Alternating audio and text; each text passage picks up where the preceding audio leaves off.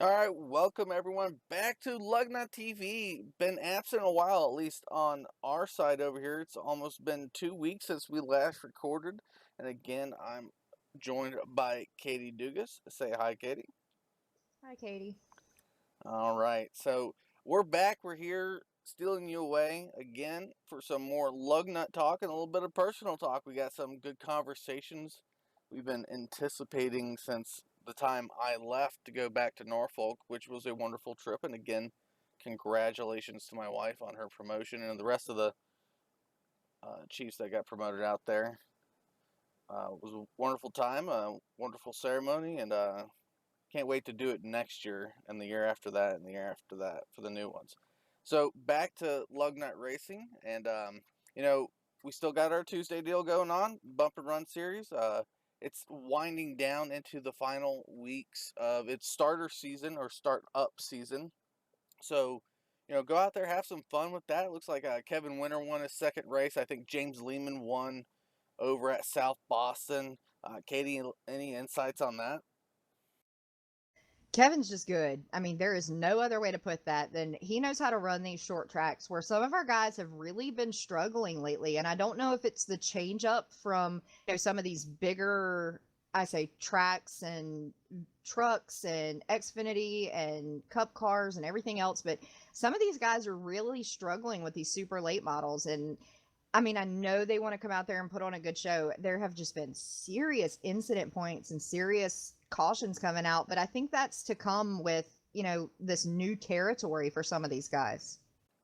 Yep, as always, new territory and a little bit of a learning curve. Short track, the super late model, when it gets tight, it's impossible to race side by side like you could in maybe a little bit of an open corner at Auto Club, Texas, that sort of thing. So you got to watch out. Fuel loads are important. Balancing that car out and maintaining that balance overall under the green flag conditions. And a lot of the times when you find yourself in like any race and you find yourself cautioning a little bit, it's one frustrating, but it's still better to be out front unless the guy behind you is being an ass and will put too much bumper on you. But normally that doesn't happen. You just got to go out there, stay strong. So like I said, it's the start season for the super late model. So I hope they continue on Tuesdays. It's a good change from pace and it offers difference here at Loose Lugnuts. So that's always nice to see. So super late models on the asphalt aside, let's switch over to what I missed while gone. Maybe not too far in the past for some of the drivers who are listening. Thursday night last week, Texas. Mile and a half track, fast track, tricky turn four when you're side by side. Turn two, it can really push. You know, so we got that. I think Justin Michael really stepped up and has been stepping up on Thursdays to show what he's got. And there were a few winners out there. I think Randy Arms even won one of the races. He did. He got our win Saturday night in the Xfinity cars, and Justin Michael, took our win on Sunday too. And like I said, some of these guys are just really stepping up when it comes to these races, and we're seeing a lot of names come out there and charge right to the front, and stay out there. And I mentioned two names right there, Justin Michael, who I think he said he's going to run a full-time truck season this coming winter season. He is my preseason pick to win the championship. Now I'm saying this, and I've been watching Justin Michael as a broadcaster and a racer as a while. And if he's even listening, I'll tell them to him personally. He's a fast guy. I think he could win almost every race out there that he tried to win. But what's going to stop Justin Michael is Justin Michael.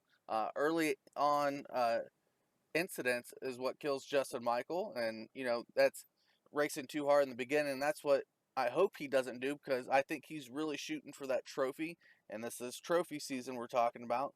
But you also, as Justin Michael has to go out and look at, he has to set himself up for points wise getting into the playoffs, and that's another key factor coming into the winter series. Randy Arms, the second name I mentioned, I'm not sure what the man's going to do, Katie. I know he can win. I know he can win consistently, but I got to see him make some races consistently in each division. Like obviously we got the new Xfinity car coming out, and saying that real quick. When we are going to be hearing this live on YouTube on the Loose Lugnut TV page, we'll be going and transitioning already into the new Xfinity cars. So make sure you got them purchased. Make sure you got the updates downloaded. They've been, as always, with a new season out there. But Randy Arms, if I had early conventional pick for Xfinity Series champion preseason wise, I'm going to put that out there. Now, everything can change from those two drivers. What I said, I haven't seen enough of the Cup yet. I think the Cup's up in the air as much as anything that I've seen. Who wins the Cup? It might depend on each race. Totally agree. I mean, we're still feeling out some of these drivers. I mean, we're seeing some other names come in. I know I was spotting last night with the trucks at Talladega, and I did see a couple of new names. So I'm seeing a few other ones, peek their way into the mix. As far as championship goes, I might be a little bit biased here, but I'm actually going to go with Top for my win. I know as much as he has put into, asphalt and dirt, I've seen him come a long way. And I know he's going to be consistent about showing up. And I mean, I watched the guy drive, 9, 10 hours yesterday and still came home to run a race. So I know in my heart he's dedicated. And like I said, I see him coming a long way. So that's actually going to be my pick for the championship this year. No, I mean, Top's already got himself a preseason win, so mark that off the board of things to accomplish. And he's got himself a new rig, which will be part of what we talk about here in a little bit. So, I mean, Top, yeah, you're probably a little bit biased there, Katie. Not wrong in saying it, but you got that there. We also got returning champs like Jeff Merck, who's going to be strong. Kyle Chadwick dominating the summer series across Thursday and Saturday. So he's going to come back for his trophy season.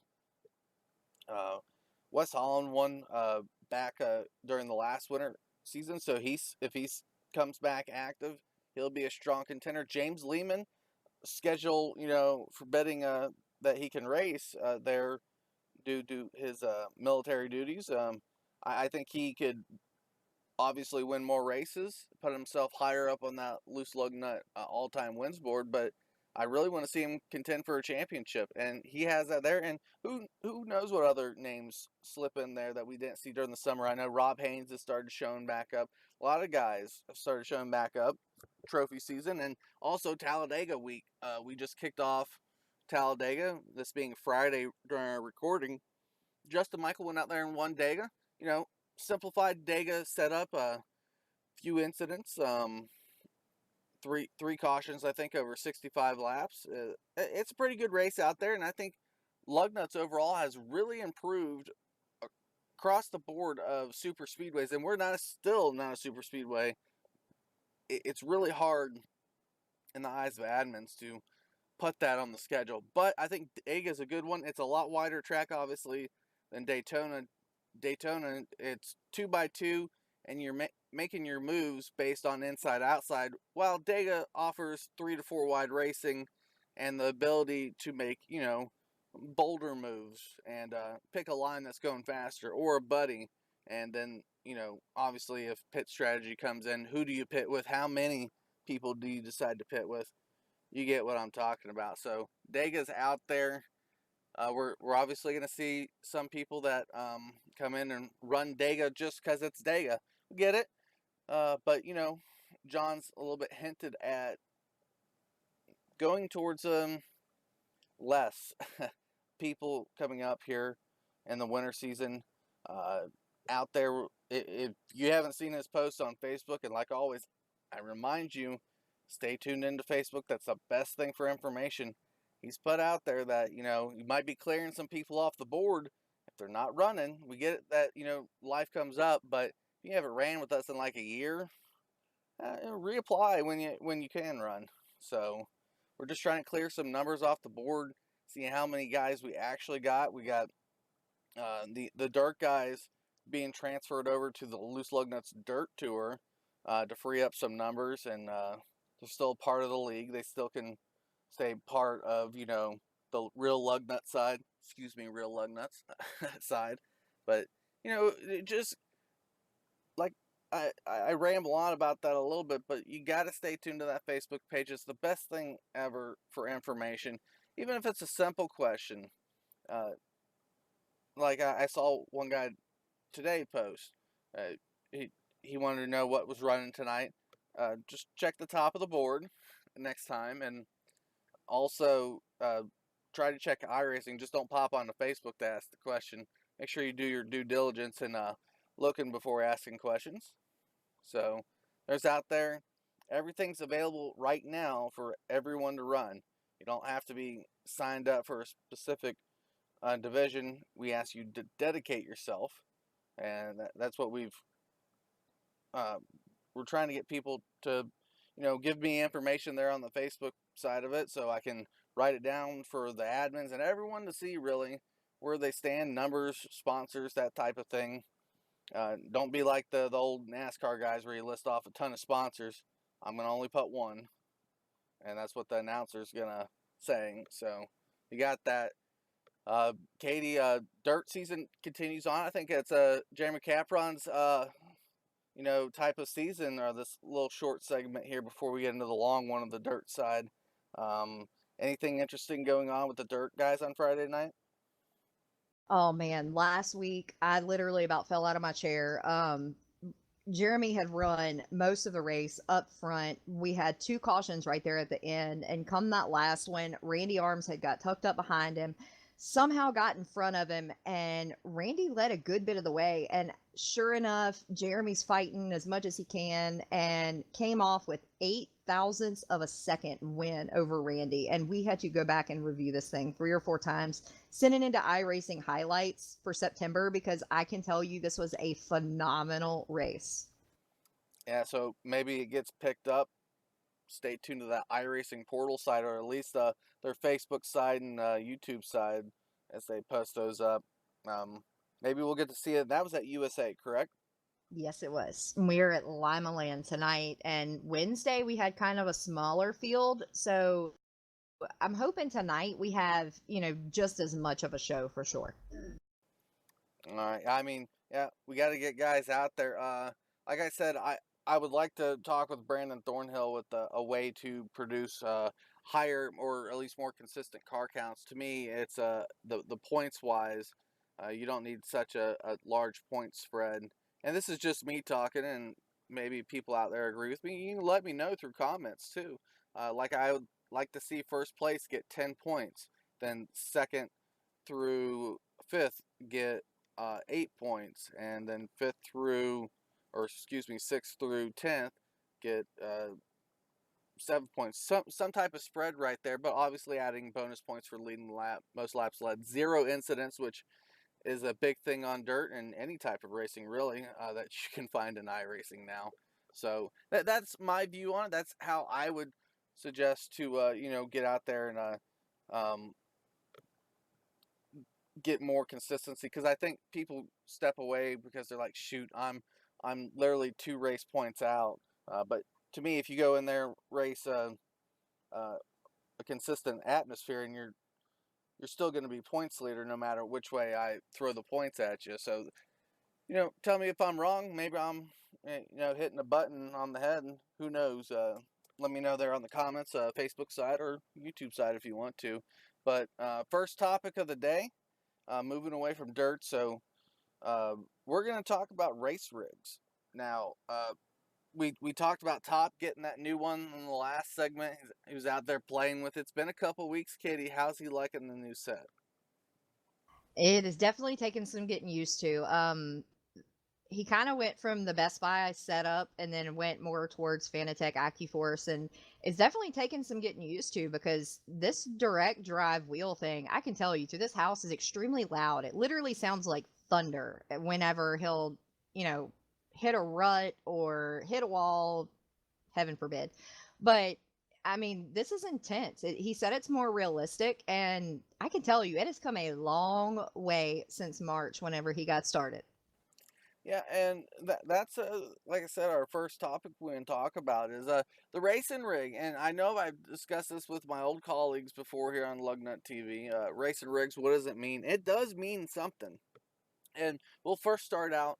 Well, let's Jeff had like a simple computer. I had a Momo, and I even started iRacing my first iRace there with a controller, which I don't suggest ever doing. But that was back in the early days of iRacing, so maybe you could have got away with it. I didn't, because I killed the wall and disconnected and went on eBay and bought a wheel.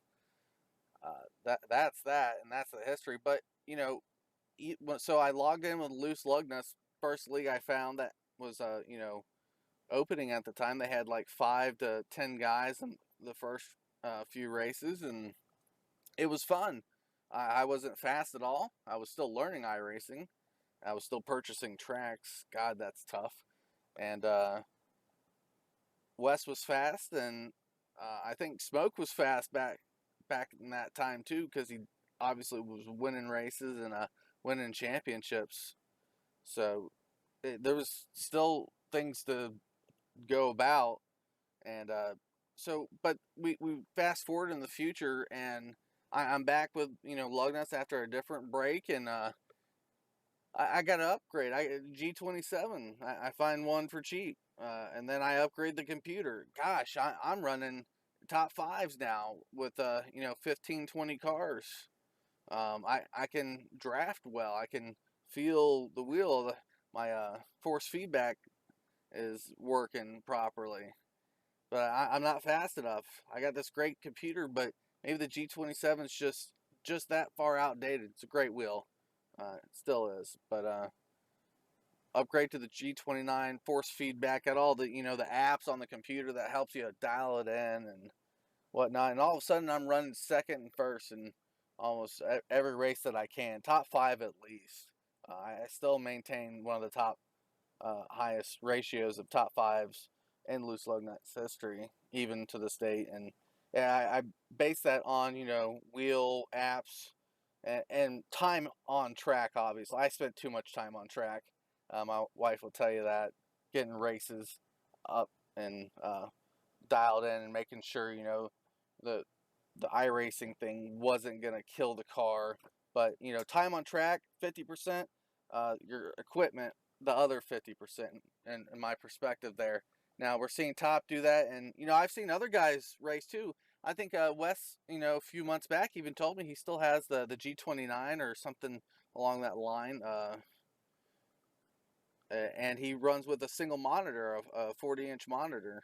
That's a big monitor, and it's much needed when you're only running your screen off of one. So there's that. Out there in the YouTube or Facebook comments, I want you to let me know what you started with. What's your opinion maybe on the upgrade? Because I think it's important, and Katie can chime in from just looking at Top where he started, what type of computer he started with. Yeah, I mean, we started out literally with just a Best Buy computer, Best Buy, I mean, everything, wheel, pedals, all of it. And like I said, he's went from a single monitor to triple monitors and now runs VR. That's his personal preference. Personally, I can't do it because the motion sickness thing, the struggle is real. But I mean, starting out, we had basically a coffee table that was propped up on cinder blocks. I mean, kids' books to level it out. It was insane. And now I watch him in a full racing seat with, the VR going, this insane wheel, pedals. And like I said, I've seen him personally come a long way, but that's me being a wife and judging, obviously. But I mean, I watched him get there towards the top on quite a few races. I finally got to see him get his first win. I'm seeing him run more consistent, as far as the league goes. And, maybe a lot of that comes with practice because Lord knows he gets his wheel time and seat time. But, I enjoy that. Our kids enjoy it. So for some people, this is a family, I guess activity, just like it would going to the racetrack at night. You can sit here and, watch dad or your husband race. And, it's just as, to me, it's just as good as sitting and watching a NASCAR race on TV.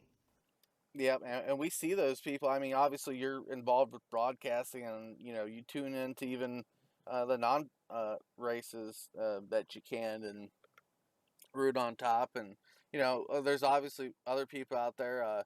I know the Tierheimer family, Mark Jackson, his wife tunes in.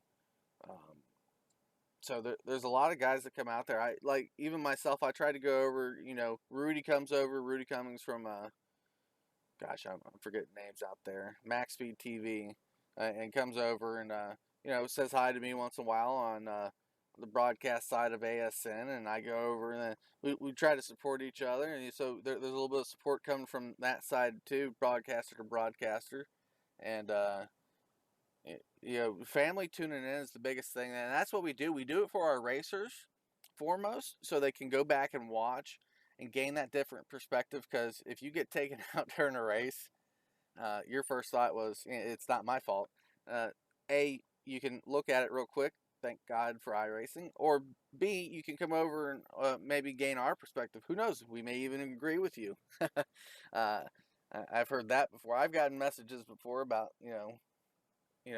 oh, whoa, that was totally wrong. Well, maybe I did, but in the time that I called it and that we focused on your incident, I called it that way. Sure, if I had a longer look, maybe I call it differently. Who knows? And the best thing is, with ASN, we have four different perspectives. You have myself, you, Matt, and then sometimes Jacob. And a lot of times, there's going to be times where we will be blunt and tell you like it is exactly what we saw. It's not like we're sugarcoating anything. We're going to call it from our perspective. And yes, sometimes you might not agree, sometimes you will. And then last night, for instance, I hate to say this and I'm going to throw him under the bus, but Top got into Brandon Thornhill and felt so bad about it. And then when we went back and watched the replay, it wasn't even the two of them that had got into this. So going back sometimes for a second, and in our case, maybe a fifth look at things, it can really open your eyes as to, what can I do different the next race, or how can I improve this? So use it as a learning tool, not that we're being critical or anything, but like I said, we're calling it as we see it from a completely different standpoint. Yeah, that is. So ASN on board for the winter season going forward. Looking for myself and obviously Katie as broadcasters as we go throughout the Loose Lugnuts Racing League for the winter, all the way probably into at least March or May time frame. But again, like I said, with those wheels and pedals, let us know your opinions on that. That's going to be really helpful. I think also I look onto iRacing setup, talk and exchange, that type of thing. Don't ever go there for a setup. People are they keep that close to the chest. They'll kill their close family members to keep those things secrets for some of those GT3 setups or the Cup Opens. Yeah, you don't want to roll into those guys. But a lot of times I see them posting their sets, their the wheel, the pedals, monitors. You mentioned VR sweeping iRacing by storm. So I'd like to see people post up about that. Show us your setup if you want to. Uh, some of them are quite fascinating. I think Mark Jackson. I can't remember if Mark Jackson had like this weird setup or whatnot. I know he's got tons of memorabilia around his setup, but then they had the fire or something. So we got that. Just post it up. Like to see the stuff again. It's great for people to even ask questions. They're like, "Oh, you did this, and I'm thinking about doing that. How'd you do it?" Great conversation starter if you can. But before we go into our next topic here, I'm gonna do a little shout out. First person when this goes live and hears me right now can private message me on Facebook. That's not part of the Loose Lug Nuts admin or the broadcasting teams. $5 iRacing goes to you. Little throw in to see how far y'all listen into this thing. So that's out there now. $5 iRacing. First one to PM me there on Facebook. So, Katie, by storm and what's gone through most of this week, Kyle Busch's comments. Wow, just wow. That's the only way I can put that. I have watched podcast over review, and I have went YouTube binge crazy when it comes to this, because not only did we watch the race, there there are some people who, like me, will go back and watch that and then read through some of these. Okay, I'll put it blunt, troll some of the comments and see how these people are coming back with that. And man, has it been hot this week. So we'll start off with Kyle Busch's what happened. See, we're at Vegas, right? We're at Vegas. I think it was Vegas. So uh, chase race, Kyle Busch obviously in it, and if anyone knows the Busch family out there, they're from the Vegas region, grew up around it, so he's obviously wanting to do well, finish well, maybe even win well. Uh, Rolling around inside the top 10 in the final closing laps, and you know what ended up in the overall sorts of things being confusion between spotters uh, from Busch and the other driver's spotter was just miscommunication on where to go or if they wanted to go anywhere at all. Busch nails the back end of this car, finishes 19th, I think, or so not very good for chase points, right? And gets into it and doesn't want to really give an interview because all of a sudden he's Marshawn Lynch and just has to be there. Katie, roll the clip.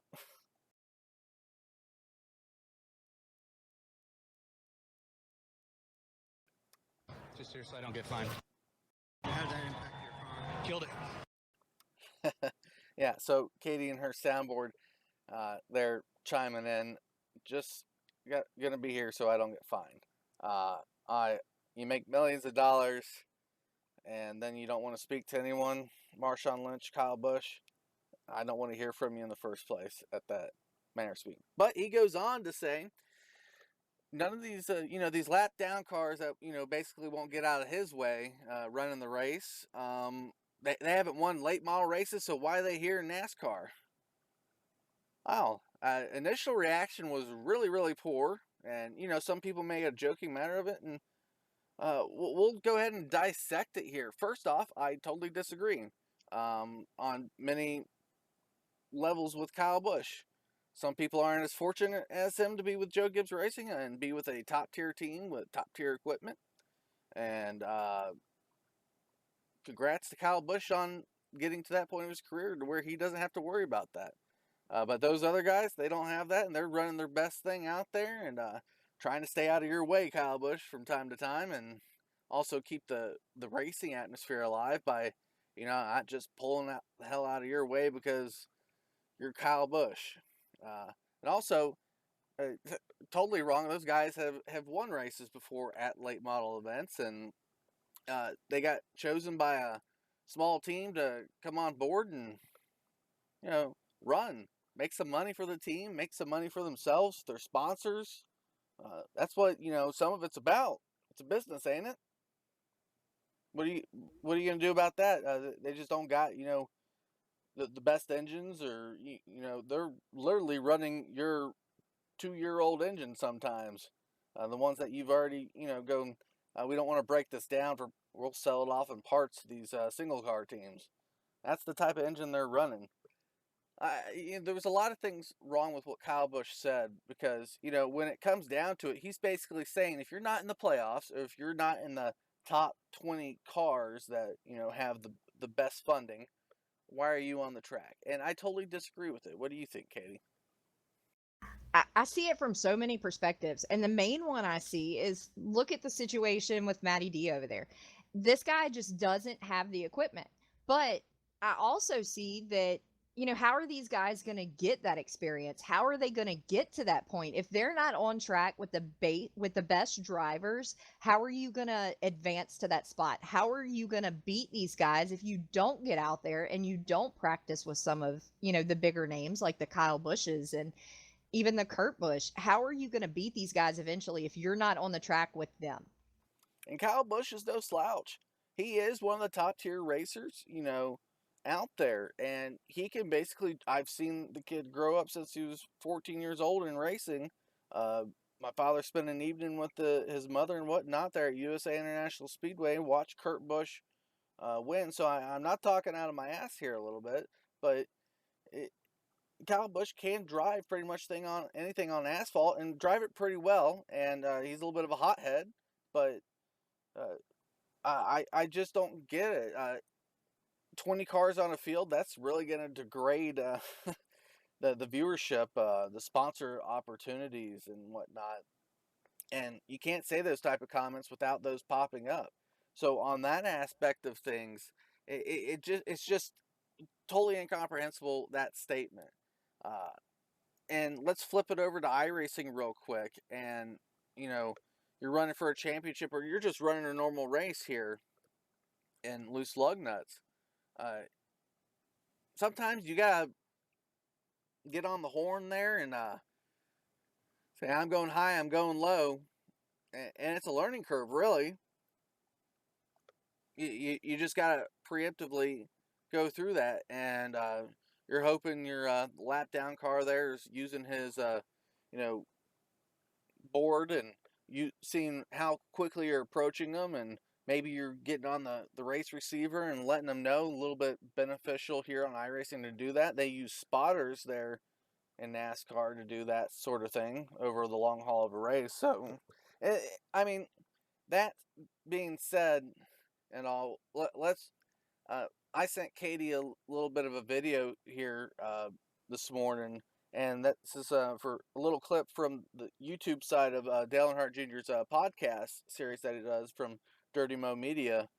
And it was interesting to see because I didn't expect this side of Dale Earnhardt Jr. or this perspective, but now that I look at it from it's a different side to it to look at it.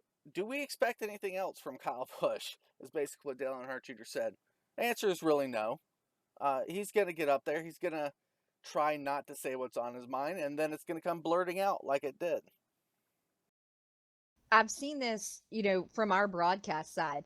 After somebody wrecks, do we really want to pull them up into the interview block, and No. do we really want to shove a microphone in their face? So I'm going to blame part of that on the media. As Dale Earnhardt said, Dale Earnhardt Jr. said, that's his personality. He is not vanilla. He is not going to sugarcoat anything for anybody. He's going to put out there what he has to say. And Jamie McMurray said the same thing on a Fox interview that I watched today as well. From driver's standpoint, they don't blame him for anything. They see this as that's his personality, take it or leave it. And then, basically that was the media's fault for putting him on the spot like that. And do you expect anything less? Yeah, what the hell do we expect from Kyle Busch going forward? We're interviewing the 19th place guy because we happen to hear over his radio how ticked off he was at a person, and then we go stick a microphone in his face and expect him to say something nice. Matt's asked me quite a few times, "You want to bring that guy up?" Hell no, because I know what they're gonna say in the heat of the moment, and I'd rather not put him in that situation. And a lot of times we're live and we can't put a censored block or bleep into the broadcast. Yeah, there's not 8 different guys behind us working. uh, One guy in particular, probably now with all these Fox Sports, NBCSN, all that type of thing going on. That there's one guy that's in control of the bleep button on a 5-second delay, so he gets to go back and just hit that button real quick and then put it on the live.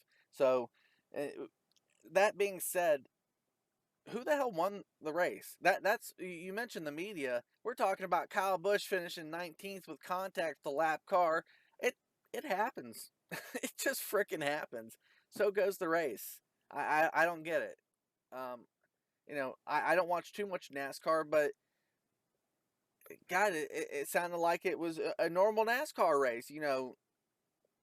Finishing, how it did, and probably long green flag run there at Vegas, and it wasn't Kyle Busch, scraping the wall as Kyle Larson and Brad Keselowski fought, or God, I don't even know if I have those drivers right from Vegas one year. So it's just it boggles me a little bit that's the type of thing we did. But that saying, uh, it's gold, really, for broadcasters and media alike. This has brought a lot of attention on NASCAR. People are like, "What's Kyle Busch going to say next?"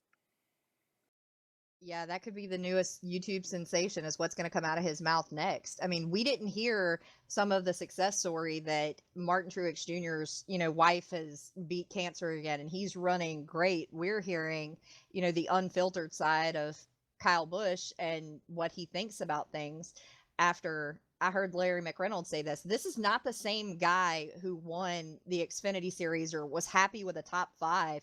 I mean, some of these guys that ran towards the top at Vegas had been a lap down, back towards the back. Kyle Busch can cuss this pack all he wants and say, I hate this. It's terrible.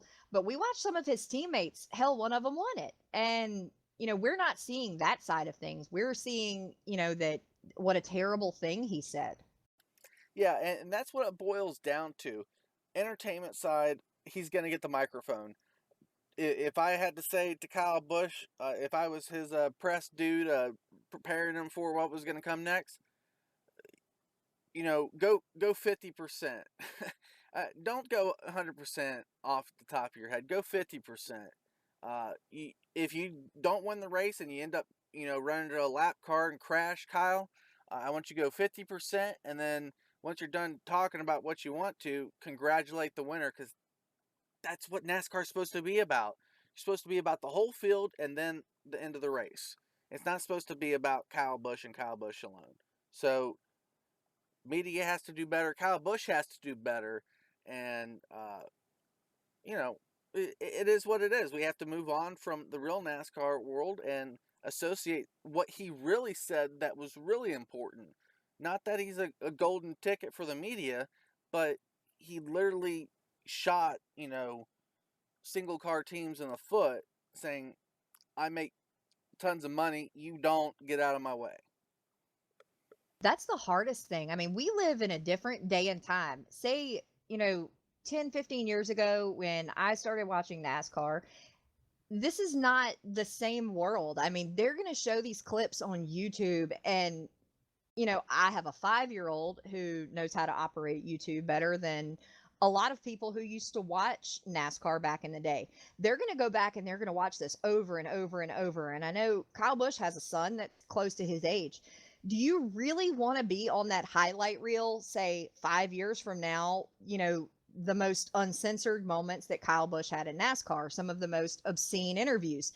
That's kind of where he's going here. And I hate to say that, but looking as a mom standpoint, I don't want my kid going out there and acting like that. That's the future of, any sport, whether it be NASCAR, dirt racing, maybe even football. Do you want them to go out there and be poor sports about everything? Or do you want to man up and say, hey, you know what? That was my bad. Let's try again next week. Yeah, and it really comes down to Kyle Busch. What type of person does he want to project? And you mentioned something different, but I think there's a difference of age and what may be acceptable, but at the same time, Tony Stewart is really an icon, and quite early in his career was known for getting out of that car during uh, you know, an incident or something and calling someone an ass or making an ass of himself. So Tony Stewart's famous for it, but we look at him differently. Uh, is it just the development of a driver getting through that period of their career, or is it just different when Tony Stewart does it because he's not calling out, you know, single car teams or whatnot? I mean, I wouldn't go up to Tony Stewart to my kid and say, you know what, Tony Stewart over there, I want you to emulate everything he does. Well, unless it comes to the point that, his profits off of Eldora. I mean, I would totally support my kid when it comes to that. But I went binge crazy, like I said, again on YouTube. And, was it that NASCAR wasn't as popular on YouTube, say, even a couple years ago?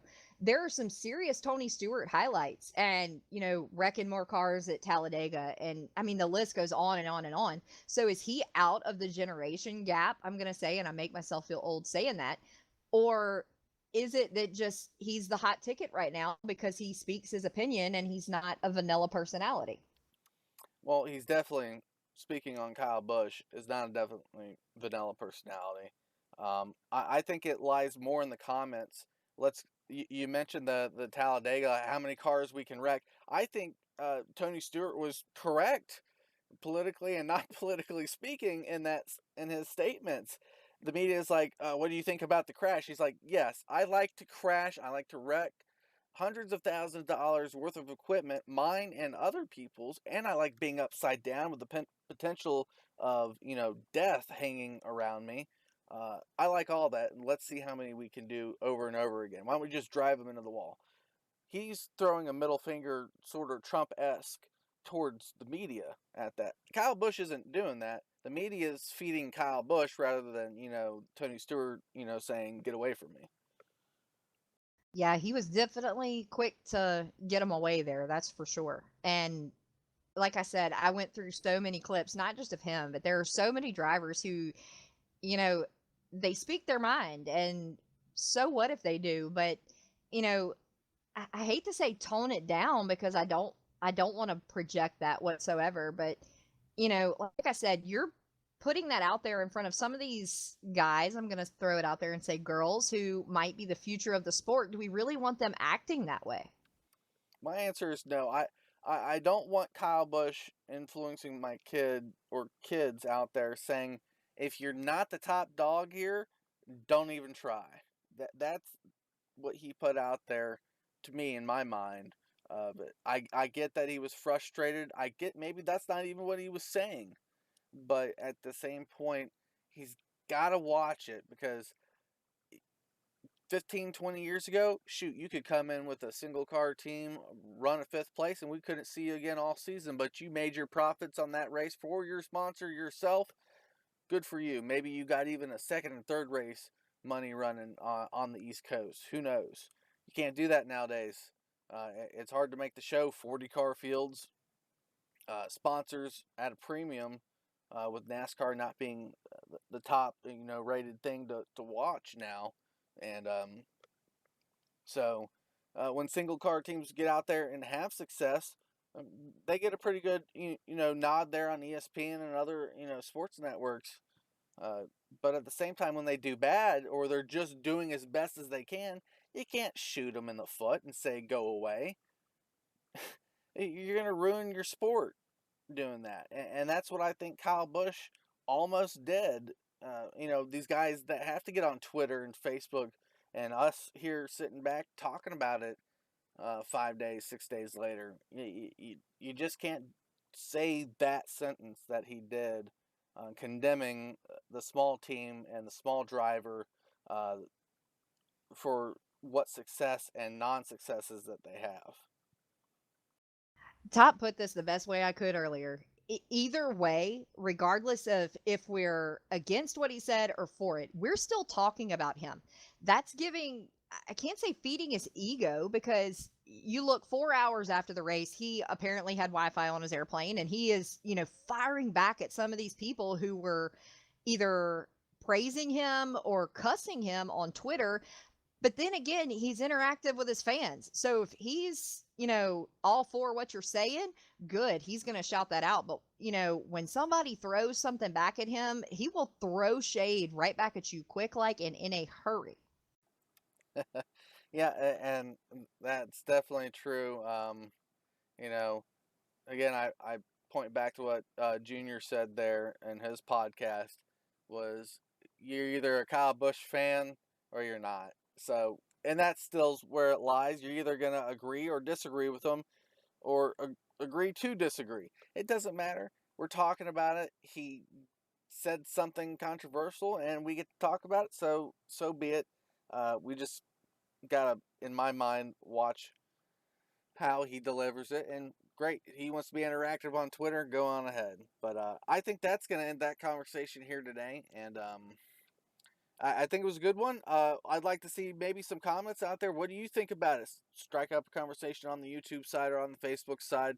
Be willing to jump in, myself and Katie, and guide it if need be, and keep the FUs to a zero there. But agree to disagree sometimes, and just give us your opinion on maybe we're looking this too much at the parent side of the face of how his comments came across.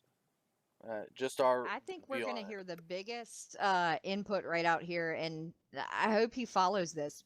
Travis Browder. I believe that is probably the biggest Kyle Busch fan there is on this planet. So if anybody responds to this, I'm hoping number one that it's going to be him because I want to get his intake on this. Yeah, the man definitely is a Kyle Busch fan. So it would be good to see if he's given this podcast a listen and what his thoughts on the situation are and were. By the time this comes out, I don't know. I might even do this. I might make this one live before the usual time period. Maybe do it before our Sunday Cup session. That way we beat the next Kyle Busch comment post race to production. So that might be going forward. Who knows? We'll see. Because it was definitely a long and interesting conversation. So I'm going to go ahead and end this segment here of the podcast. But before we go, Katie, tell us what you got going on with Pit Pass. Like I said last week, there's always something going on. We're spotlighting, as usual, the finishes of our races. Jeff Hendrick has given us the opportunity for, I believe it's a 15 or 30-minute pre-race show where these guys can get in a little early, come up. We'll try to pull some guys up, see their intakes, maybe on the tracks, their last finish. Hopefully they don't give their interviews like Kyle Busch per se, but I want them to be interactive. I want them to come in and, really speak what they see going on or, maybe their input as to something in the league. I'm going to say bitches, gripes, complaints.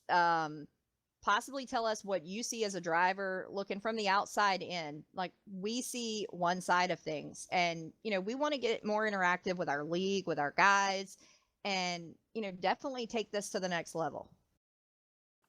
All right. Be sure to look at that on Pit Pass. Link will be in the description as along with the Facebook page. Always stay tuned into that Facebook page. Most knowledgeable. We'll have the iRacing portal side for Loose Lugnuts Racing. If you're finding us here on the YouTube or need to get signed up for it, we'll leave that in the description along with Abruzzi Racewear USA. Go check them out. The Cup Series sponsor coming up. We also got Support Our Troops trucks and obviously Pit Pass there for the Xfinity Series. Good to be starting it. We got Talladega this week as we're talking now. Hopefully that goes well. A little bit of Sonoma the next week, and then we're on to the winter season for the start of October. Schedule will be posting up soon. I know John wants to work on it with the admin group. We'll see if we can't get that done this weekend post haste and get it spot up for y'all. That way you know what you can attend. We hope everyone is interactive here and maybe gets into the conversation a little bit. Lets us know what they feel about how some of the conversations went and how you feel maybe about the topic. Like I said, talk about that Kyle Busch thing. Maybe post up a picture of your rig, your setup, if you're using VR, if you're triple screen, if you got that, G29, or if you're running even, show your Xbox controller you got plugged into your PC. I don't know what you're running. Post it up. We'll have a good time with that. Till next time, everyone, keep safe out there. Watch those hurricanes spotting up, and we'll talk to everyone then.